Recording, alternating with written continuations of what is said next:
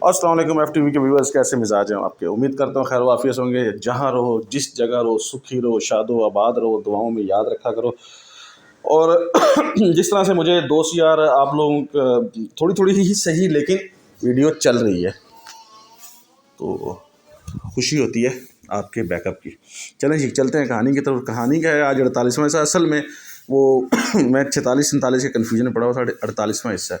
तो जैसा कि आप लोगों को पता है कि आमिल के और कादरी बाबा के और यकूत के दरमियान एक और काशी के दरमियान एक टाइप आ चुका था कि ठीक है, आप लोग मुझे नहीं छेड़ो, मैं आप लोगों को नहीं छेड़ता, क्योंकि मैं नहीं चाहता कि यहाँ पे कोई तसादम और इस तरह की कोई चीज़ आए कि जो हमारे दरमियान में जो है ना वो बदमज़गी पैदा करे। बस आप लोग मेरी एक हेल्प कर दो, मैं आप लोगों की हेल्प कर देता हूँ। और मैं प्रॉमिस करता हूँ कि आज के बाद मैं कोई ऐसा काले इल्म का काम नहीं करूँगा जिससे किसी आम इंसान को तकलीफ़ पहुँचे। तो उसके लिए जो है ना हिमालय के पहाड़ों में, मतलब ये जो बर्फ़ीले पहाड़ हैं, इनमें से किसी पहाड़ के दरमियान में कोई गार है जहाँ पे किसी दौर में एक हिंदू जोगी ने, हिंदू अघोरी बाबा ने जो है ना वहाँ पे तपस्या की। और तपस्या करने के बाद उसने वहाँ पे एक ऐसा जादुई कड़ा टाइप चीज़ थी जो रख दी, जिसके अंदर बहुत ज़्यादा पावर और ताकत थी, जिसको पाने के लिए सवाए अघोरी बाबा के कोई भी उसको दोबारा से पा नहीं सका। तो उसको पाने के लिए जो है ना उसने आमिल जो था बाबा काली बाबा, उसने काफ़ी कोशिश की लेकिन उसमें वो कामयाब नहीं हो सका। तो और भी बहुत सारे दूसरे आमलों ने भी कोशिश की। तो उसने कहा कि अगर तुम मुझे वो अघोरी सरसामा पहाड़ में से वो ला के दे दो तो तुम्हारा और मेरा जो है ना मसला, लड़ाई झगड़ा, सारा कुछ ख़त्म। मैं शमा को छोड़ दूंगा और आप जो है ना इसको मुझे वो कड़ा दे दो, जादुई कड़ा जो भी था, और मैं जो है ना इस मामले को ख़त्म करता हूँ। अब यकूत काशी तो कादर वहाँ से कादरी बाबा के पास से आ चुके थे, अहमद भाई के पास से आ चुके थे, कमरे में बैठे हुए थे। शेरा और छोटी मखलूक माहा भी वहीं पे थी। अब लेकिन चूँकि यकूत के अलावा बाकी सारे इसको नज़र नहीं आते थे और वो यकूत भी उसको अपनी मर्ज़ी से ही नज़र आता था, तो काशी कहने लगा कि अब क्या करना है, क्योंकि ये इतना आसान काम नहीं है और वहाँ पे जाना बहुत मुश्किल है। तो क्यों ना जो शमा जी वाला बाबा था, शमा जी वाला जो बाबा थे जिन्होंने हमें इस काम के लिए बुलाया था, उनसे भी एक दफ़ा मशावरत कर लीजिए। तो यकूत ने कहा कि ठीक है, चलो चलते हैं, वहाँ पे चलते हैं। काशी जब उधर बाबा जी के आस्थाने में दाखिल हुआ, बड़ा टाइप का बंगला था और बंगले के साथ चार दीवारी थी, अंदर कार पोर्च बने हुए थे, कार पार्किंग बनी हुई थी, और उसके साथ एक बड़ा सा, दाखिल होते ही एक बड़ा सा हाल था। उस हाल के अंदर बाबा जी बैठे हुए थे, जैसा कि उनकी नशिस्त लगी होती थी। तो इनको देख के बड़े पुरतपाक अंदाज में इस्तकबाल किया कि आगे बैठो। और जब बैठे हैं तो थोड़ी देर में काशी ने अपना मुद्दा बयान किया कि असल में प्रॉब्लम ये है कि अब उन पहाड़ों में जाना और उस चीज़ की खो लगाना जो है ना वो बहुत मुश्किल काम है मेरे लिए, क्योंकि मुझे अंदाज़ा नहीं है कि मैं वहाँ पे कैसे पहुँच पाऊँगा। तो यकूत जो है ना वो उस जगह पहुँच सकता है। तो बाबा जी जो है ना मुस्कुराने लगे, कहने लगे कि जिस तरह तुम आम इंसान हो ना, इस तरह यकूत भी आम जिन है। वो आम इंसानों के साथ तो जो है ना अपना, वो आम इंसानों की तरह जैसे तुम्हारे पास इतनी ही ताकत है, जितनी ताकत है जितना तुम्हारे पास इल्म है, इस तरह यकूत के पास भी जितना इल्म है उतनी ही उसके पास ताकत है। तो मज़ीद ताकत हासिल करने के लिए उसे भी काफ़ी ज़्यादा मेहनत करनी पड़ेगी, और जिस पे वो कामयाब भी हो जाएगा इंशाल्लाह। तो कोशिश करते हैं, मैं इस चीज़ की टो लगाता हूँ, तो तुम लोग मुझे एक दिन का टाइम दो। काशी ने कहा कि ठीक है, मैं इस चीज़ के ऊपर यकूत से भी बात कर लेता हूँ। यकूत ने कहा कि मैंने सुन लिया है, ठीक है, आप बाबा जी को टाइम दे दो। और मैं भी अगले दिन यकूत बाबा जी के सामने बैठा हुआ था और काशी भी साथ बैठा हुआ था। काशी, बात यह है कि सरसामा का जो पहाड़ है ना, उसकी लंबाई इस कदर ज़्यादा है कि वो दो मुल्कों के बॉर्डर को टच करता है, और उसके अंदर जो खो है ना वो ऐसी है जैसे समंदर के अंदर एक सुई गिर जाती है। और उस खो के अंदर जो है ना आप किसी भी गैबी ताकत के अलावा जा ही नहीं सकते, क्योंकि वो आपको मिलेगी ही नहीं। बर्फ़ की एक मोटी तह और उस तह के नीचे जो है ना वो खो मौजूद है, और उस खो के अंदर बाकायदा एक पूरे इंसानों के रहने सहने का बंदोबस्त किया गया। कुछ صدیاں پہلے یا کچھ 100 سال پہلے تک وہاں پہ اگوری بابا خود پیدل بھی چلے جاتے تھے اور اپنی شکتیوں کو استعمال کرتے ہوئے طاقت کے ذریعے بھی وہاں پہ پہنچ جاتے تھے اور تپسیہ کرتے تھے، اور ان کی تپسیہ مہینوں تک جاری رہتی تھی، جہاں پہ کوئی انسان تو درکنار پرندہ بھی نہیں جاتا تھا۔ پھر آہستہ آہستہ موسم جیسے جیسے بدلتا گیا تو وہ پہاڑ کا جو حصہ تھا وہ بھی بہت شدید قسم کی برف کی ضد میں آتے آتے برف کی تہہ میں چھپنا شروع ہو گیا، اور وہاں پہ ان کی تپسیہ جب ان کو پوری کرنی پڑی، پوری کرنے کے بعد انہوں نے اپنی طاقتیں وہیں پہ چھوڑ دی اور واپس عام انسانوں میں آ کر رہنے لگے۔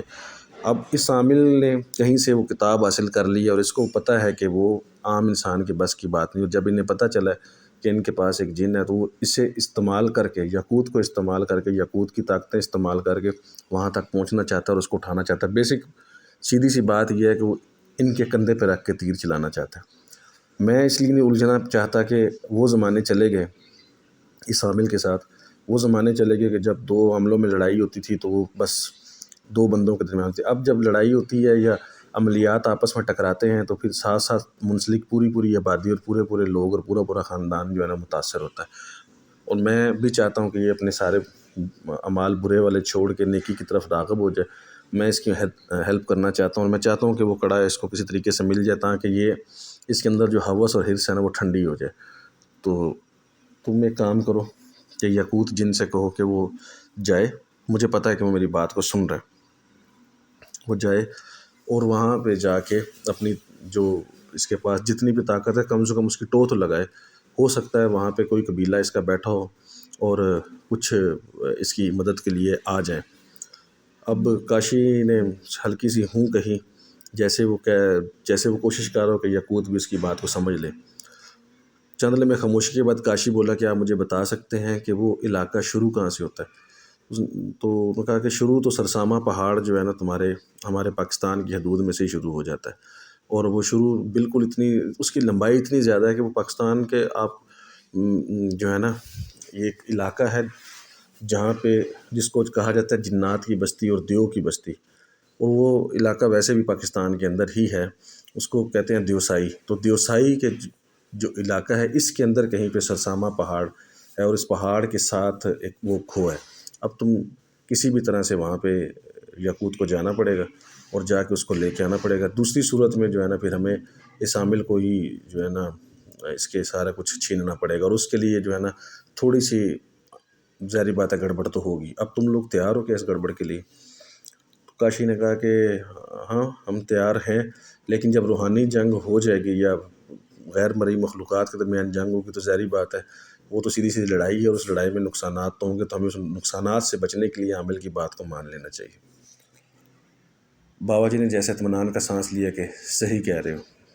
اب یہاں پہ میں اپنے سننے والے دوستوں کو بتاتا چلوں کہ جیسا کہ میں پہلے دن سے کہتا ہوا آ رہا ہوں کہ ہر ایک قسم کے ڈپارٹمنٹ کے اندر جو ہے نا دوسرے ڈپارٹمنٹ کے لوگ ایک دوسرے کو جانتے ہیں، تو اسی طرح جو لوگ یہ عملیات وغیرہ کرتے ہیں وہ ایک دوسرے کی پاور کو، ایک دوسرے کی طاقت کو جانتے ہیں، اور ان کی کوشش ہوتی ہے کہ وہ آپس میں نہ ٹکرائیں، کیونکہ جب یہ آمنے سامنے ہوتے ہیں پھر نقصانات ان کے زیادہ ہوتے ہیں۔ ویسے پیٹھ پیچھے لگے رہے تو لگے رہے، ایک دوسرے کی کاٹ کرتے رہے تو کرتے رہے۔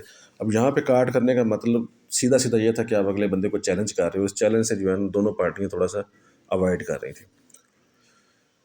کاشی نے یاقوت سے کہا کہ یاقوت یہ علاقہ جو ہے نا میرا دیکھا بھالا تو نہیں ہے، لیکن میں نے سنا ہے اس علاقے کے بارے میں، تم ایک راؤنڈ لگا کے آ جاؤ، تم دیکھ کے آؤ، کیونکہ تمہارا جانا اور میرے جانے میں تھوڑا فرق ہے، تم کیا کہتے ہو؟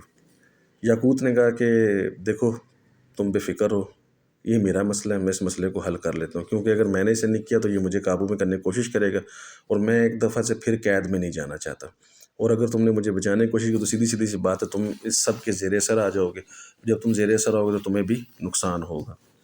اب کیا ہوا کہ کاشی نے کہا کہ ٹھیک ہے تم جاؤ اور میں تمہارا انتظار کرتا ہوں۔ یاقوت نے لمبا سا سانس لیا جیسے کہہ رہا ہو کہ الوداع میرے دوست۔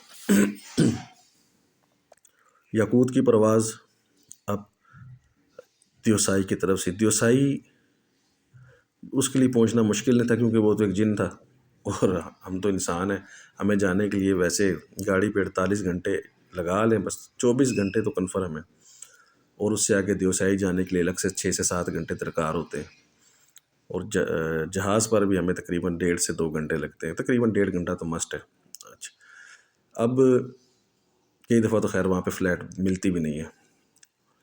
یاقوت نے جیسے ہی پرواز بھری اور اس کی قدموں نے دیوسائی کو چھوا، تو یاقوت جن ہونے کے باوجود ایک دفعہ اس علاقے کی خوبصورتی دیکھ کے حیران رہ گیا۔ چاروں طرف دور تک حد نگاہ جو ہے نا میدان تھے، پہاڑی میدان جن پہ گھاس تھی، چھوٹے جانور جنہیں وہاں پہ بھورے ریچھ کہا جاتا ہے، چھوٹے چھوٹے وہ پدکتے پھر رہے تھے۔ بھورے ریچھوں کا مسکن کہلاتا ہے دیوسائی۔ آسمان پر بادل چھائے ہوئے تھے اور یوں لگتا تھا جیسے بالکل آپ انہیں ہاتھوں سے بھی چھو سکتے ہو۔ اور جہاں سے آگے سبزہ ختم ہوتا تھا وہاں سے آگے دور تک سفید سفید پہاڑ تھے۔ ان پہاڑوں میں جو ہے نا یاقوت نے اس مسکن کو ڈھونڈنا تھا جس میں اگوری نے اپنی تپسیہ مکمل کی تھی۔ اس نے کہ لمبا سانس لیا، کوئی انسان تو درکنار وہاں پہ بس کوئی چیز نظر ہی نہیں آ رہی تھی۔ اس نے مسکرایا کہ یار میں کن جھمیلوں میں پڑ گیا ہوں، میرا کیا کام ہے ان جھمیلوں کے ساتھ۔ لیکن چونکہ اب اس کی اپنی جان کو بھی خطرہ تھا اور اس کے علاوہ کاشی کی جان کو بھی خطرہ تھا، تو اس نے دل میں سوچا کہ مجھے اب یہ کام کرنا، مجھے یہاں سے ہٹنا نہیں ہے۔ اس نے پھر سے پرواز بڑھی اور وہ سفید برف والی سائڈ پہ چلنا شروع ہو گیا۔ ابھی تھوڑی دیر ہی گزری تو اسے یوں لگا کہ جیسے اس کے ارد گرد کچھ اور چیزیں بھی پرواز کر رہی ہیں۔ اس نے سر گھما کے دیکھا تو چھوٹی چھوٹی مخلوق تھی، جیسے 5-5 6-6 انچ کے بونے ٹائپ پر، لیکن اس کے ساتھ اڑ رہے تھے۔ وہ فوراً سمجھ گیا کہ یہ میری ہی مخلوق ہے، میری ہم جنس مخلوق ہے۔ اس نے کہا کہ نیچے اترو، تم کون اور کہاں سے آئے ہو؟ ہمیں پہلے ہماری بات کا جواب دو، کدھر سے آئے ہو؟ تمہارا قبیلہ کون سا ہے؟ تمہارا قوم کون سی ہے؟ ہمارے سردار کے پاس چلو، تم اس طرح بغیر اجازت کے ہمارے علاقے میں پرواز نہیں کر سکتے۔ اب یاقوت نے کہا کہ ٹھیک ہے، کوئی مسئلہ نہیں ہے، میں کوئی لڑنے نہیں آیا، میری بات کو سنا جائے، مجھے ٹائم دیا جائے، مجھے وقت دیا جائے۔ تو انہوں نے کہا نیچے آ جاؤ، ہمارے قبیلے میں چلو۔ تو یاقوت نے کہا ٹھیک ہے۔ اب وہ چھوٹی چھوٹی مخلوق کے ساتھ اس نے وہیں پہ ظاہری بات ہے نیچے اتر آیا۔ تو نیچے اترا تو جہاں پہ اسے لایا گیا وہاں بڑے بڑے پتھر تھے، اور بڑے بڑے پتھروں کے درمیان میں ایک قبیلہ آباد تھا۔ اس کے ساتھ سے ایک بالکل شفاف پانی کی طرح کی ایک ندی بہہ رہی تھی، اور وہاں پہ وہ قبیلے والوں نے اسے بٹھا دیا۔ تھوڑی دیر میں دیکھا تو بے شمار چھوٹے چھوٹے بالکل 6-6 انچ کے 7-7 انچ کے بے شمار پوری کی پوری فورس آ گئی۔ ان کے ساتھ ایک جس نے اچھی پوشاک پہنی ہوئی تھی، ایک تاج پہنا ہوا تھا، وہ آ گیا۔ اس نے آتے ہی کہا کہ نوجوان کہاں سے آئے ہو تم؟ ہو تو ہمارے جنس کے، جنات میں سے ہو، لیکن تم کس قبیلے سے ہو؟ ہمیں یہ پتہ لگانے میں کوئی دشواری نہیں آئے گی، اور تمہارا مقصد کیا ہے آنے کا؟ اپنے مقصد ہمیں بتاؤ کیا ہے۔ اب یاقوت تھوڑی دیر تو ان سب کو باری باری دیکھتا رہا کہ یہ کون ہے اور کس قبیلے سے ہے، لیکن چونکہ ظاہری بات ہے جیسے ہم کسی جگہ پہ جائیں تو ہمیں اندازہ نہیں ہوتا، تو طاقت ہونے کے باوجود بھی، جدید ٹیکنالوجی ہونے کے باوجود بھی، اس طرح یاقوت کو بھی سمجھ نہیں آ رہی تھی۔ تو اس نے کہا کہ میں فلاں ابن فلاں ہوں اور میرا قبیلہ، اس نے اپنے قبیلے سے آگاہ کیا اور پھر اپنے ساتھ بیتی گئی ساری روایات سنائی۔